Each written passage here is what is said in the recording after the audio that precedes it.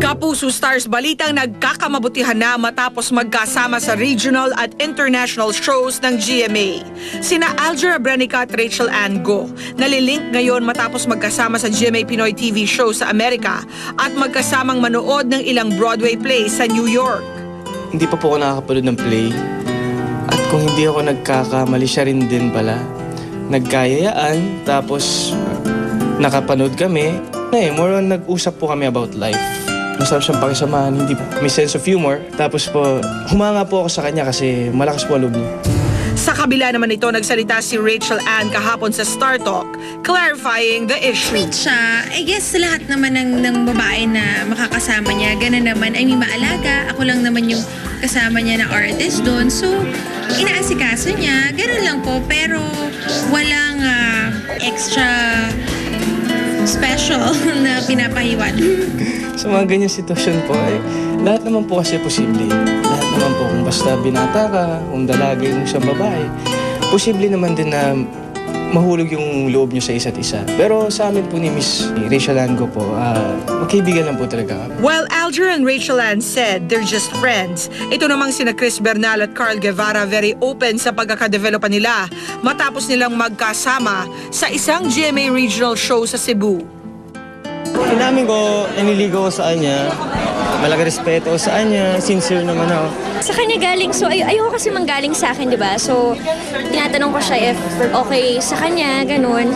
And kung ano ba talagang ginagawa niya for me, if it's just for friends or whatever. And inamin niya in public, so yun na rin ang sinasabi ko. Sa ngayon, nasa getting to know stage pa lang daw ang dalawa and both are not in a hurry na dalhin sa next level ang kanilang pagkakamabutihan. Sa nakikilala ko sa kanya, mabait siya at saka, yun nga, gusto ko yung respeto na binibigay niya sa akin. Dilingid sa kaalaman na marami na kagagaling lang ni Chris sa isang breakup. At aminado naman ang young actress na isa ito sa mga factors kung bakit ayaw niyang magmadali sa kung ano ang meron sila ni Carl sa ngayon. Let's not rush into things.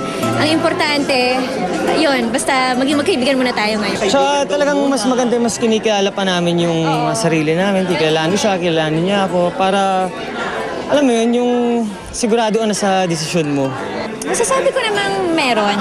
But kailangan talagang pag-isipang mabuti kung handa na ba ulit.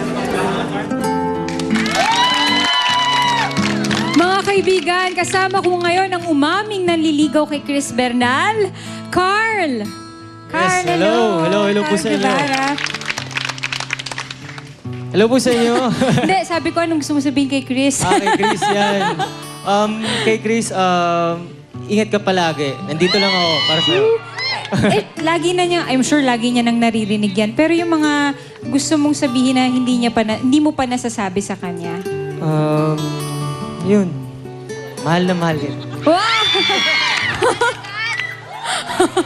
Wala akong nasabi. O sige na nga, mag-promote na tayo ng hindi ka na mag-iisa. Ayan, bukas na po, hindi ka na mag-iisa pagkatapos ng Eat Bulaga.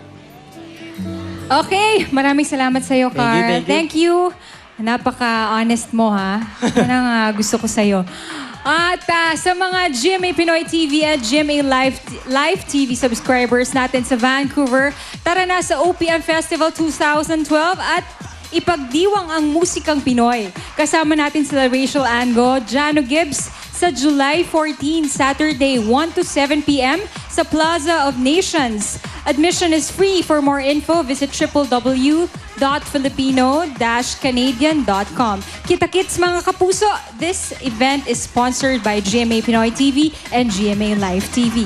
Gusto ko rin po magpasalamat sa Brooke and Tier family, Manfred of Basement Salon, Kim and Bupiap, FX, Converse, Doktora Vicky Bello, Hikari, Bench, at The Heart Dental Services, Sangyang Furniture, Gold's Gym, Whoops, Michael Antonio for my shoes, Labor Libis, Edwin Tan for my outfit, Nelson Buenaventura for my makeup, and Dr. Francis De Malanta. Hello, magbabalik po ang Showbiz Central.